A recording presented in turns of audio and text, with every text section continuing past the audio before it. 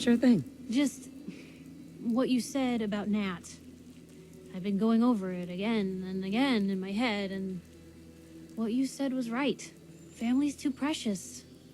What kind of life is she gonna have if I never go near her again? It's just... sometimes it feels like the only things I've got in life are Nat and the paper. Having someone I can count on, someone like you, it's meant a lot to me. Not a lot of people want to hang around with the nosy reporter. Do people actively avoid you? Well, yeah. I mean, I didn't exactly start the paper to make friends. I just wanted to right the things I thought were wrong. And when Nat and I first got to Diamond City, there was a lot of wrong. Crooked guards, lousy infrastructure. There was a hole in the exterior wall that was patched over with a bookcase. One bookcase. That's it. I started the paper more as an act of desperation than anything else. Turned out I wasn't the only one who wanted things to change. After the first couple of editions, people may not have agreed with what I said, but everyone was listening. It sounds like things got better. For the city? Yeah. For me, when that first edition hit the stands, I felt like I'd finally done something worth doing. But afterwards, things changed. People didn't want to talk the way they used to. It seemed that overnight I'd gone from being Piper, friend and confidant, to Piper, the nosy snoop. A lot of folks, they haven't treated me the same since. It started to feel like the only person I could count on was my little sis.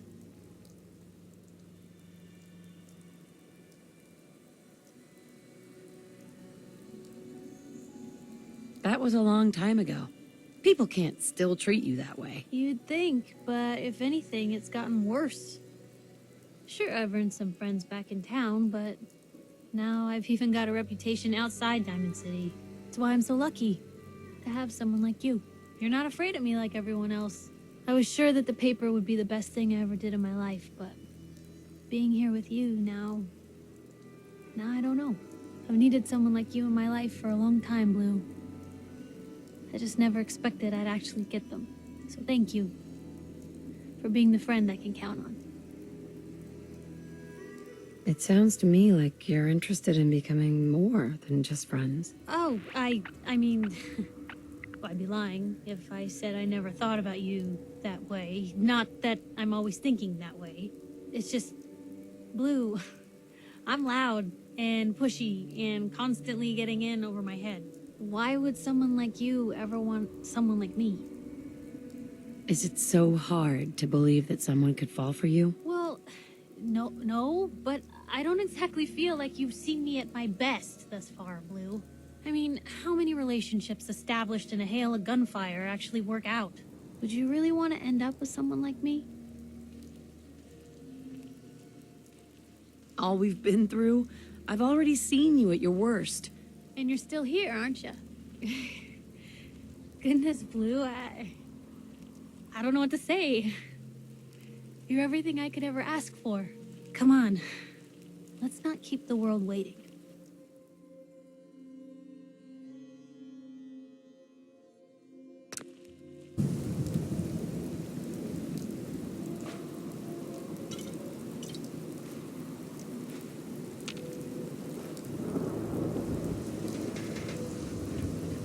Hey. Well? Hold up. I think we need to talk. I hope nothing's wrong. Wrong? No, not at all. I've been waiting for the right moment to talk to you, and I suppose this is as good a time as any. After helping me get Duncan's cure for MedTech, I figured I owe you something. And I always pay my debts. Here. I wanted you to have this. I know a carved toy soldier is a strange reward for risking your life, but this one's special. It means a lot to me. Did you make this yourself? Do I look like the artistic type to you? My wife Lucy gave this to me right after we met. I told her I was a soldier, and she made it for me. Never could bring myself to tell her the truth. That I was just a hired killer. The soldier story was the best thing I could come up with. I didn't want to lose her because of what I was. Did she ever find out the truth? No. It doesn't really matter anymore. She died a few years back. We made the mistake of holing up in a metro station one night. We didn't know that the place was infested with ferals. They were on her before I could even fire a shot. Ripped her apart right in front of me. There was nothing I could do. Took everything I had to escape with Duncan in my arms. Maybe it would have been better if we died there with her.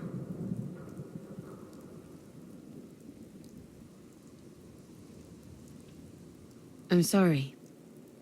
I didn't know. Yeah. I'm sorry too. Damn, I miss Lucy. No matter how bad things got, she was always there with a shoulder to lean on. It gave me... Well, it gave me the courage I needed to press ahead. To never give up. When she died, I thought that feeling was gone forever. Then I met you. You have the world's problems in your back, and here you are helping me with mine. Lending me your shoulder like Lucy did. I just want you to know how much your friendship means to me.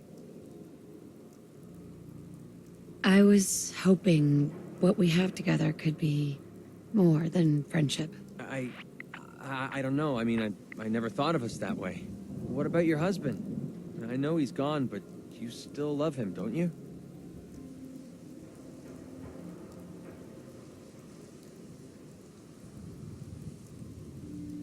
That's the past. You are all that matters to me now. I don't know what to say. I know I was taking a chance dumping all my feelings on the table. And now that I know how you really feel about me, it was definitely worth the risk. For once in my life, everything's going right. And I have you to thank for it. I don't think anyone in the world could ask for a greater gift than that. Thank you.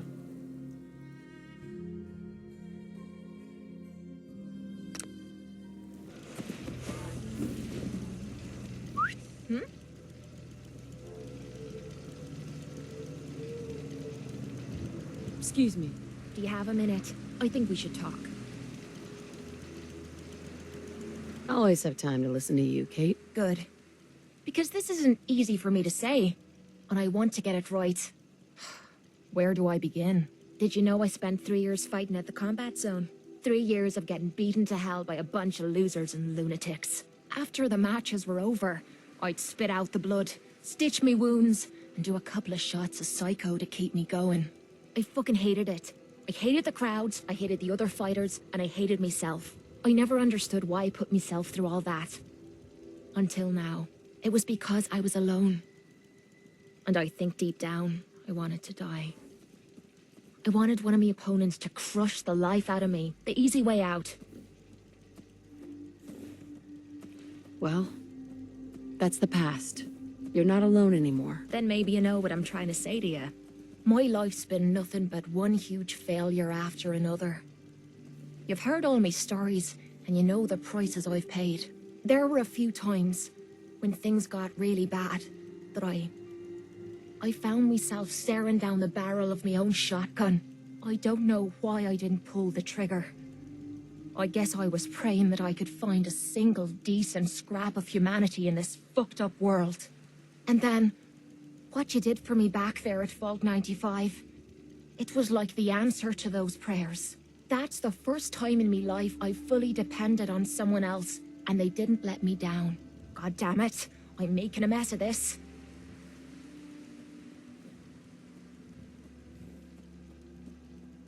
You're not messing anything up. You're doing just fine. I'm trying to hold it together. Maybe I should just get to the point. The longer we've been spending time together, the more I'm beginning to realize what you mean to me. And I'm not just talking about you watching me back or sharing a drink together. I mean more than that. Before we met, I'd never let me guard down around anyone. I didn't dare. But with you, I feel like I can let you in and see me for everything that I am. For better or for worse. Look, I can't go back to the way things were before we met. I won't. But what I need you to do is look me in the eyes and tell me you feel something too. Of course I do. I'm in love with you, Cait. You're what? You said You're in love with me? I didn't know. I mean, I felt something between us, but I thought it was something else. Why? Why would you fall in love with someone as screwed up as I am? Because you're special to me, Cait, and I don't think I'd be happier with anyone else. You really mean that? This has to be the first time I put all my cards on the table and didn't end up losing everything. You don't know how much this means to me. To have someone special in my life. I promise you. I mean to make the most of it.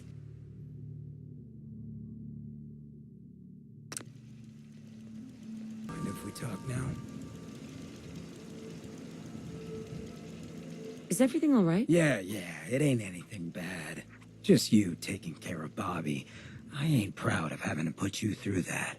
That sort of dictatorial shit ain't usually my style.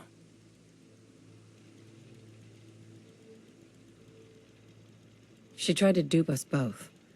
Dealing with her was the right move. True, but it doesn't change the fact that she's out of the picture because of us. Hell, that sort of bull's the whole reason I became mayor in the first place. Some ass named Vic ran the town for I don't know how long before that. Guy was scum. Used us drifters like his own personal piggy bank. He had this goon squad he'd use to keep people in line. Every so often, he'd let them off the leash, go blow off some steam on the populace at large. Folks with homes could lock their doors, but us drifters, we got it bad. There was one night, some drifter said something to them. They cracked him open like a can of cram on the pavement. And we all just stood there, did nothing. You can't blame yourself. It sounds like you were outmatched. Probably would have killed you too. You're right, but it was still spineless. I felt like less than nothing. Afterwards, I got so high, I blacked out completely. When I finally came to, I was on the floor of the old state house, right in front of the clothes of John Hancock. John Hancock, first American hoodlum and defender of the people. I might have still been high, but those clothes spoke to me, told me what I needed to do. I smashed the case, put him on, started a new life as Hancock. After that, I went clean for a bit, got organized, convinced Cleo to loan me some hardware, got a crew of drifters together and headed out into the ruins, started training. Next time Vic's boys went on their tear, we'd be ready for them. You don't actually think the clothes of John Hancock spoke to you, right? Nah, I just felt, a connection. It seemed like he and I were dealing with the same shit. Serious oppression. So, the night of, we all got loaded. Let Vic's boys get good and hammered. And burst from the windows and rooftops where we'd been hiding. They never even saw it coming. We didn't have to fire a shot. We didn't have to. But we sure fucking did. It was a massacre. Once we'd mopped up, we strolled right into Vic's quarters in the State House, wrapped a rope around his neck, and threw him off the balcony. And there I am, gun in hand, draped in Hancock's duds, looking at all the people of Goodneighbor assembled below. I had to say something. That first time I said them, they didn't even feel like my words. Of the people, for the people. Was my inaugural address. Became Mayor Hancock of Goodneighbor that day. And from then on, I vowed I'd never stand by and watch. Ever again.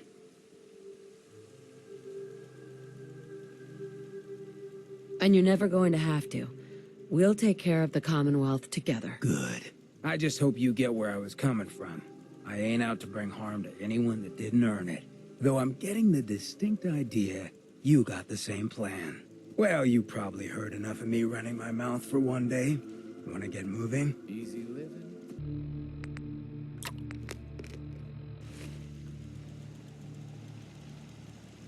Heads up. Seems you know how to hold your own. I'd had my doubts when we first hit the road.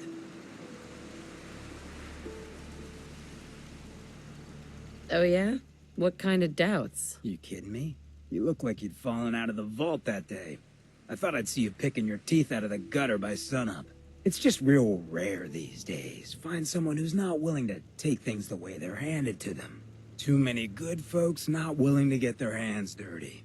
And too many assholes taking advantage of it. Look at what happened to Diamond City. Before McDonough took over, it was a half-decent place to live. A little stricter than I usually go for, but not terrible. I thought he and I had a pretty happy childhood. But then he decides he's gonna try and get elected with his anti-ghoul crusade. Mankind for McDonough. Before you know it, you got families with kids lining up to drag folks they call neighbor out of their homes and throw them to the ruins. You and McDonough knew each other as kids? Oh yeah. Guy's my brother. Grew up together in a little shack on the waterfront. Guy was the standard big brother. Entitled, punchy, liked to shove rotten potatoes down my shirt and slap my back. But I never thought he'd be capable of something like what they did to those ghouls. Why did McDonough campaign against the ghouls? Because he thought he could win. There'd always been a pretty clear divide between the folks living in the stands and those down on the field. I'm not convinced they didn't do it just to improve their view. I remember storming into his office above the stands after the inauguration speech. He was just standing there, staring out the window, watching as the city turned on the ghouls. He didn't even look at me. Just said, "I did it, John. It's finally mine." Should have killed him right there, but I don't think it would have changed anything. Instead, I pleaded with him, begged him to call it off. He said he couldn't. He had nothing against the ghouls. He was just carrying out the will of the people. And he couldn't betray the voters. And then he smiled. That hideous fucking mile-long smile. He never smiled like that when we were kids. I didn't even recognize him. Wait, what do you mean you didn't recognize him? I don't know. Just didn't seem like the guy I grew up with. When I'd first heard the rumors he'd been swapped for a synth, thinking back on that night, I thought it made a lot of sense. But now, I don't know. I don't think I buy it. I've seen him since then, and there's no way they copied him that perfectly. Even got his tight-ass walk. But at the time, I just needed to get the hell away from him. Him and that whole damn city.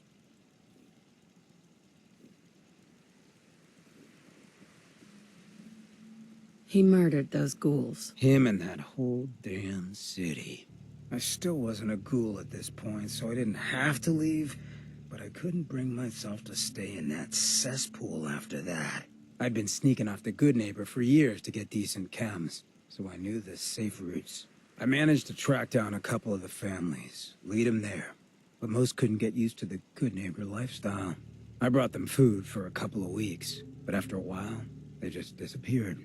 Folks in Diamond City signed their death warrants, and all the good people were willing to just sit by and watch. I felt like I was the only one who saw how screwed up things truly were, who couldn't just pretend things were fine. Still feel that way. Or I did. Until I met you. I know I run my mouth, but having someone who sees the world for what it is, and is willing to do something about it, it's meant a lot to me. I feel damn lucky to have you as a friend. And that's what we are? Friends? Well, now that you mention it, I have been having slightly more impure thoughts than usual. Maybe we'll get to act on those. But I guess we should probably head out, huh? After you. Hey. Hey. What you got? Hey, when you got time, I got something I still need you to hear. Is everything all right? Oh, yeah. Better than that. This is just tricky. It's just being out here with you, it's made me realize most of my life to this point, I've been running out on the good things I got. I skipped out on my family, my life in Diamond City, took up with you just to get out of Good Neighbor. Hell, running from myself is what made me into a damn ghoul. But being here with you for the first time in my life, things have just felt right. And running is the furthest thing from my mind. I mean, I left Good Neighbor thinking I was gonna just sharpen up the old killer instinct. But whether it's fate, or destiny, or just goddamn coincidence, I ended up with someone like you. I turned one of the nastiest settlements in the Commonwealth into a refuge for the lost. I thought I'd done something I could hang my hat on. But being out here with you, it's made me realize just how small time I'd been thinking. And that maybe all my running, from my life, myself, maybe it wasn't such a bad thing after all.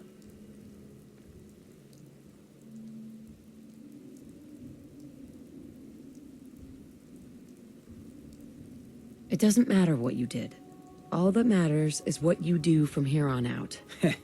I know a lot of bookies that'd disagree with you, but I feel what you're getting at. So let me get to the point. Throwing in with you has been the best decision I've ever made. It's like I found a part of myself I never realized was missing, which happens sometimes when you're a ghoul. If I hadn't taken up with you, I'd probably be in a gutter somewhere, getting gnawed on by rad roaches. You have been one hell of a friend.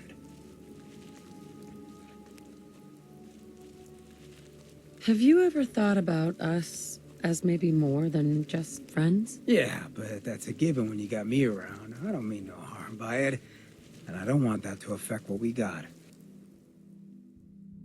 Well, I know I could stand to listen about how wonderful I am for the rest of my days, but it's probably worth us hitting the road. Thanks for hearing me out, friend.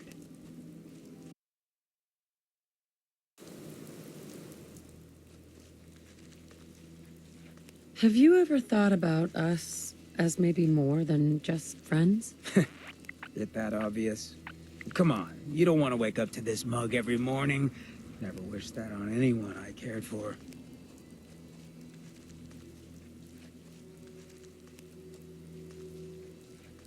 Who I fall for is my decision. And I've fallen for you. Wouldn't expect that kind of lapse in judgment from you. But I guess that works out for me then, doesn't it? Moments like this, I know all that karma stuff is bull. Because no one like me should be this lucky. Come on, love. Let's get this freak show on the road. Do you need something, madame? I'd like to travel together some more. Then let us get on the road. So, you gonna be able to take care of yourself out there? I have read all available materials on the subject.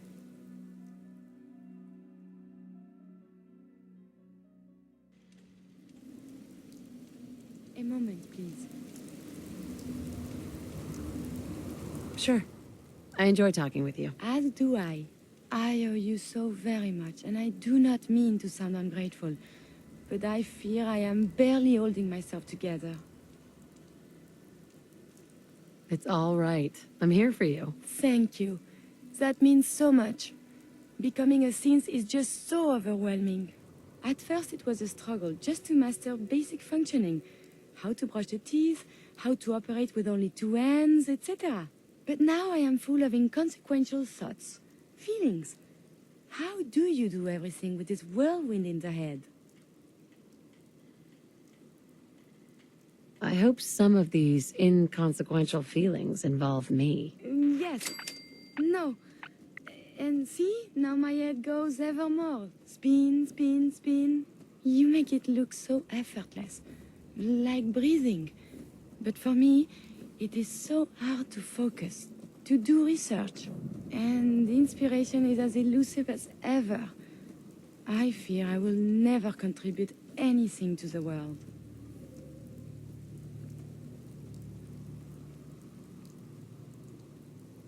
Be patient. You'll work it out. In this maelstrom, it is hard to see the shore. The saving grace in all of this is you. As a robot, I had much appreciation for you. But now, it is deeper. I am still loyal, but now I do this because I want to. Because you are my friend. So, just friends? Nothing more than that? I feel very funny. I must cut this short. My eyes, they are malfunctioning. Adieu.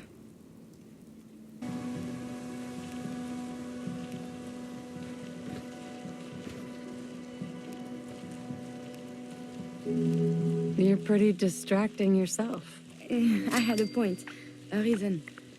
Oh, yes. My control of feelings is worse than before. And you are no help. With your teasing of poor little Curie. But it is not just you. Sometimes a simple compliment, nice hair, and I am flustered. Confused.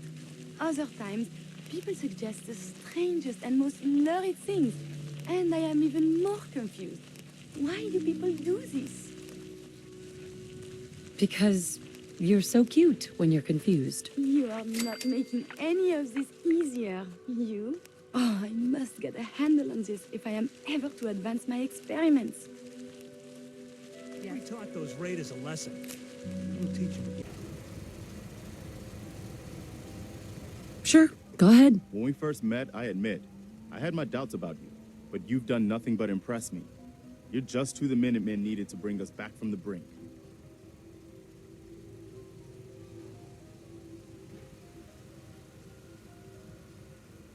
You've probably realized by now how important the Minutemen are to me.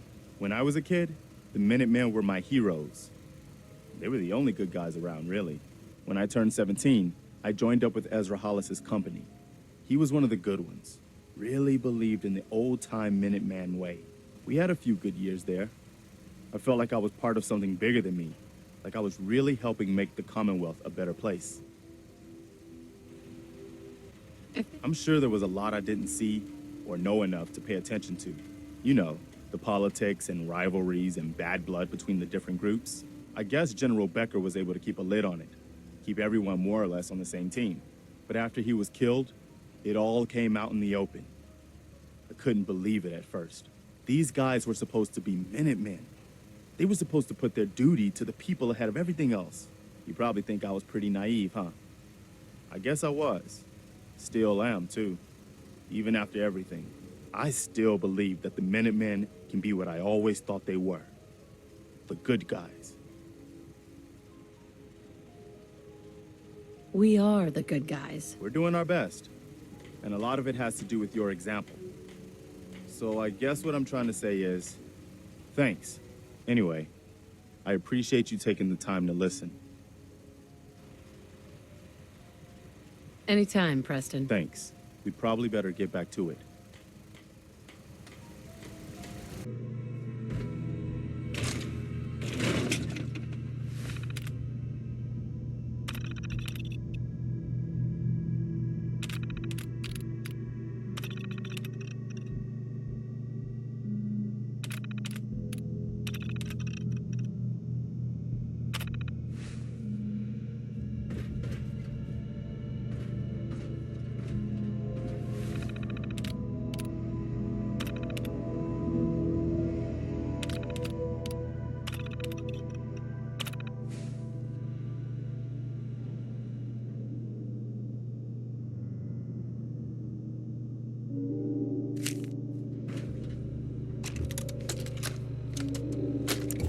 Where are you? After today's meeting, it's going to take a miracle to salvage the scythe contract, and you decided to take the evening off? Look, I wanted to keep the old man out of it, but what can I do? Got it. Where do you stand? I want you in my office Monday at 9 with me. We can discuss the contract, or we can discuss your resignation. It's up to you.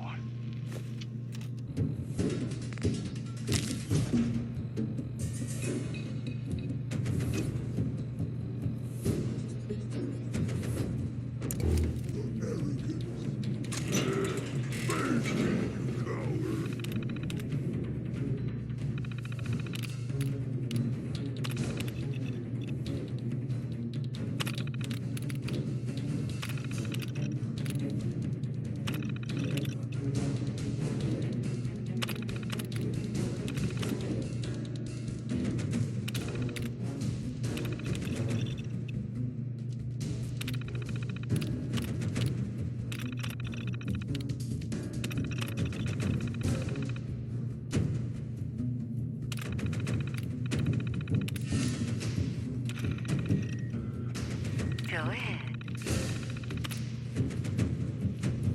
Hi, Daddy. When are you coming work too much. I want you to read to me again. Mommy says you're helping all the horsies find good homes. Take care of them, okay? I love you. Oh, Buttercup says she loves you too. We miss you. Come home soon.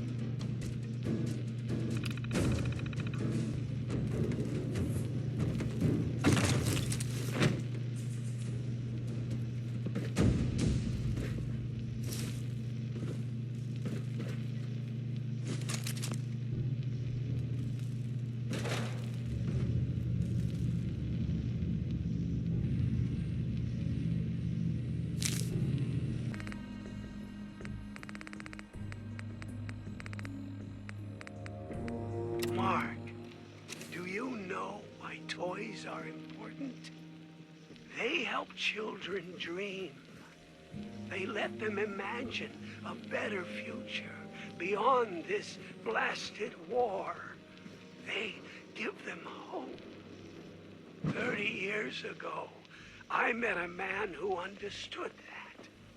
Your father and I built Wilson Atomatoys on that hope. He poured his life into that hope. And now, you've thrown it all away. Sold it in search of a quick profit. It's still not too late. If you won't do it for me, for your father, for the company, then please do it for the children. I simply must share. I have news. I can think of better things to get excited about. Oh, that's so. No, I will not let you derail me. I beg to become a synth for a reason. For science. To be able to make real progress in studying the medical arts. I have had a breakthrough. Using a new strain of mute fruit, I have discovered a way to greatly improve the restorative properties of stim packs.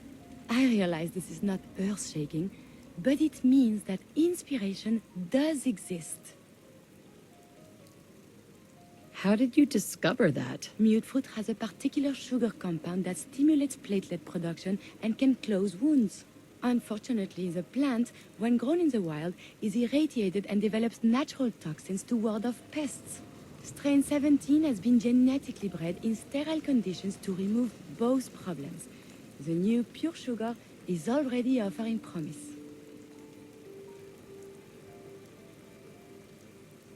I know it wasn't easy, but you did it. I find my head full of notions. Experiments. Many will fail, but maybe I will make more discoveries. And you have given me this capacity. And beyond that, so much more. The world is full of life, possibilities.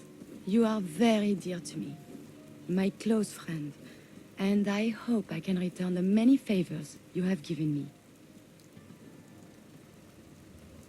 What we have between us is deeper than friendship. My very first thought in all this excitement was I must tell you. It wouldn't feel real until I shared it with you. You know, you mean very much. Oh, I am so terrible at this.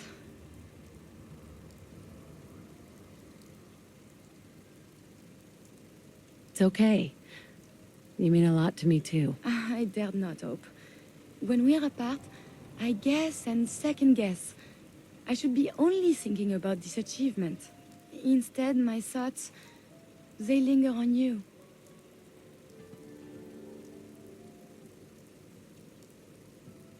Maybe I can take you out to dinner, see a movie. Or whatever people do these days. I may be getting this out of order, but I love you. And I would like this very, very much.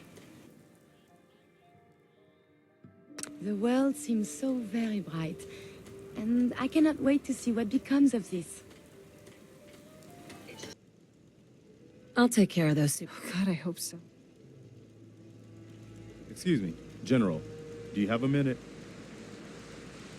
Anytime, Preston. Look, I know I put you in an almost impossible position when I asked you to lead the Minutemen. I didn't have any right to ask you to take that on. I guess I was kind of desperate at that point.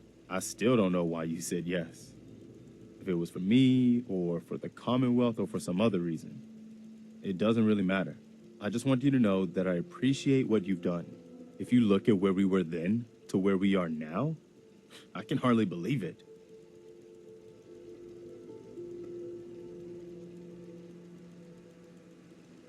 Thanks for the vote of confidence. It's good to hear. Especially from you. We make a good team, General. No doubt about that. I've taken up enough of your time. We'd better get back to it. Heads up. Go ahead. Hi. You should give yourself credit sometimes. You really are one of the good guys. Thanks, Preston. I already know you think so. I know, but I don't know if you really get it. How unusual you are. Since we met, I think you know I've really come to respect you, both as a leader and as a friend. Most people are just out for themselves, one way or another. Even the good ones. But you're different. You really care about other people, even when it isn't convenient or even safe. I've seen you risk your life more than once to help people just because it was the right thing to do. I just wanted you to know that, well, that it matters, that you're making a difference. Well, if any of that is true, well, a lot of it's because of you, Preston. You've shown me how to be a better person. Oh, thanks. That means a lot coming from you. Really. All right, enough chit-chat, huh? Look alive. Oh. What now? Maybe you can find out where those bastards are coming from and put a stop to them. Well, I wanted to talk about something. Yeah, go ahead. I've been thinking back lately on how things were for me when we first met. It was the lowest point of my life. I mean, all my closest friends were dead. Everything I believed in had turned out to be a lie. I'd failed everyone who ever relied on me. I'd led them to Concord, and we had no hope of getting out alive. The thing is, that was actually okay with me. I was ready to die. It was what I felt I deserved. It was what I wanted. You did your best, Preston. You can't blame yourself for what happened. I knew it wasn't all on me, but I made my share of bad decisions along the way. I've got to live with that. My point in all of this is that, well, you saved my life. And not just by saving us from those raiders in Concord. I mean that you made me want to keep living again. I guess that sounds pretty sappy, but it's true. If we hadn't met, or if you'd killed those raiders and then just taken off, I don't know if I'd still be around. I think I would have found some way to, end it. Maybe not by shooting myself in the head or anything, but just by not caring about staying alive. So I just wanted you to know that. How much our friendship has meant to me. Have you ever thought about us becoming more than just friends? Have I ever? You mean you've also? Hold on. You kind of caught me off guard there.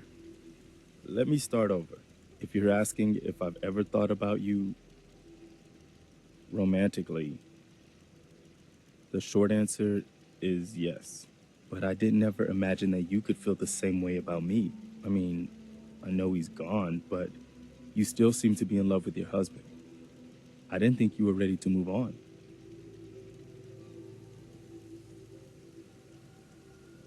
I don't have to stop loving him to be able to love you too. Really? That's fantastic. Wow, I don't really know what to say. We don't need to rush things. I'm just happy knowing that what I felt, that it was real, that it wasn't just in my imagination. You're gonna have to give me a minute to just enjoy this feeling. Heads up. Okay. I've always got time for you. Are things all right between us? I hope you already know that Things are great. I have no complaints, at least. That was all I had. Okay. A moment, perhaps? Sure, Codsworth. What's up? Oh, just a little something I'd like to get off the old proverbial chest. I just want to say what an honor it is for me to accompany you.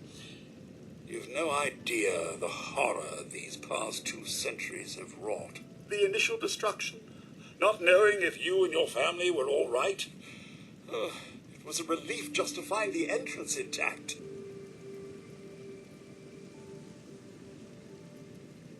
I'm sorry, Codsworth. It was so sudden. Not even time for goodbyes. Not a single worry, Mum, as I shared your priorities completely. Family safety first, above all else. And yes, while it was hard at first, I was able to eventually move on. At first it was the work, busying myself day and night, and believe me, there was plenty of it.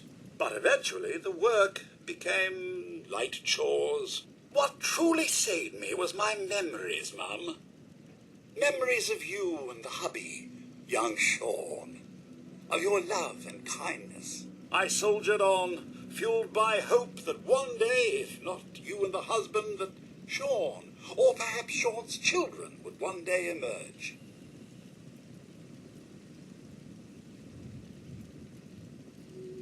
I'm glad you stuck around. Oh, Mum, you don't know how good it is to hear you say that. I just wanted you to know how much I consider you family. I may be a mere robot to some, but I do hope you've come to see me as more. I consider you to be family too, Codsworth. We're in this world for the long haul. Together. Mum, you don't know how wonderful it is for me to hear that. I feel completely recharged. Well, enough blither-blather from me. Let's get back to it, shall we? If I might bend your ear for a moment. Of course.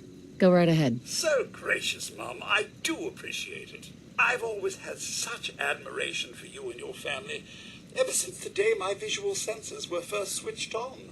You and Sir, so good with young Sean and so trusting of me to look after such a newborn bundle of joy. It just warms my nuclear core.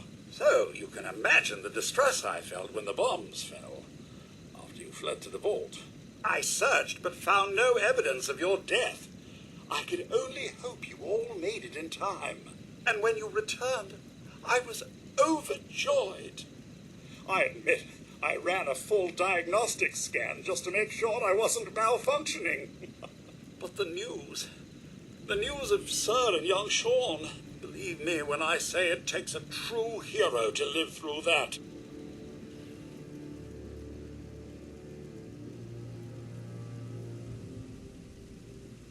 I'm no hero, Codsworth. Believe me. Don't sell yourself short, Mum. In such a bleak world as this, think of all you've witnessed and all you've done. In my 200 years, I've seen it tear good men and women apart. But you, Mum, you have remained the very model of what humanity should aspire to be.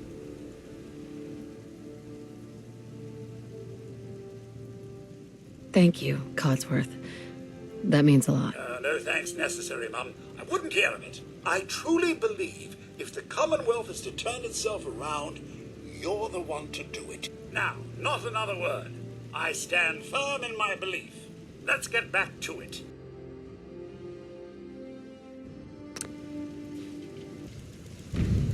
Yes, I'm here. There's a group of raiders. We know where they're coming. Don't worry. I hope so.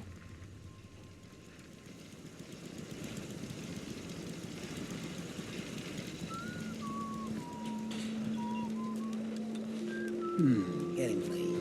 You might best dark. So much walking. Want to do more fighting. Strong make decision. Decide us. You and Strong. You good fighter. Good as super mutant. Fight beside Strong many times. You good leader. Better than Fist. Strong follow you always. You now Strong's leader.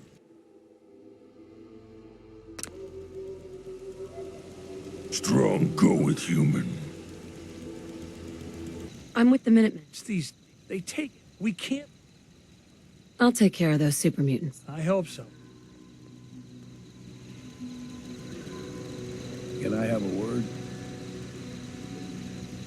Okay, we can talk. Look, I know I ain't the easiest man in Far Harbor to get along with. Social graces, well, that's never been my strong suit. Thing is, most folk in Far Harbor ain't worth a damn anyway. All of them cowering behind their wall, too scared to fight for their home. Can't like someone I can't even respect. And, well, that brings me to you.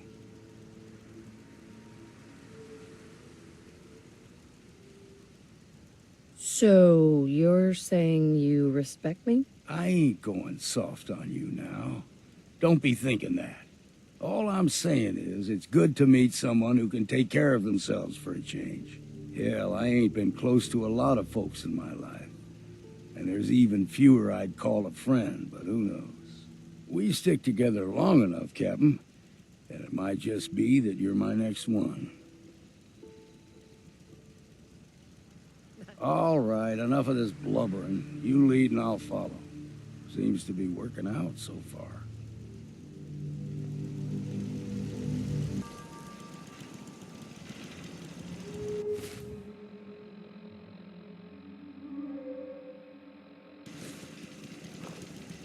Heads up. What's eating you? Hey, got a sec? Say, Captain, can we talk for a minute? All right, let's talk. I appreciate it, Captain. At my age, any chance to make a new friend is, well, it ain't something I'd expect to happen much, but I'm glad it did. There's more to it than that, though. Long time ago, when I was a young man, I had a sweetheart. Hannah was her name. And we planned to get married, raise a family and all that. Well, we had a place out in the fog we used to meet so we could be alone. Damn children of Adam jumped us. They took her and left me for dead. Took 2 months to recover from my injuries. By then, it was too late. They'd warped her mind and turned her into their ways. It was only later I learned she was carrying our child. Of course, the baby didn't stand a chance with all that radiation. Adam's will, she called it. Anyway, she died a few years later. Trappers got her. Or so them lunatics said. I guess that was Adam's will, too. I didn't know. I'm so sorry, Longfellow. Yeah, well, we all got our scars, right? Truth is, what happened to Hannah was her choice, and so be it. But I never got to be a father, and that's what I regret. If I had a son or daughter, well, I'd have someone to pass on all my learning to. But you're the first person I've met that's worth teaching what I've got to teach. I ain't good with telling people that I'm grateful, but you've given this old hunter a sense of purpose and a reason for living. That's something I ain't had for a long time.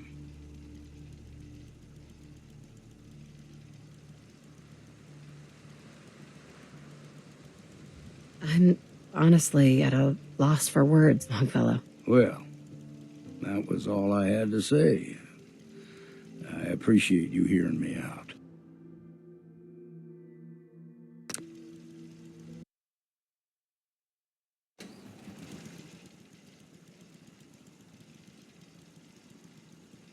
Thanks, Longfellow. It means a lot to me that you think so. Well, that was all I had to say. I appreciate you hearing me out.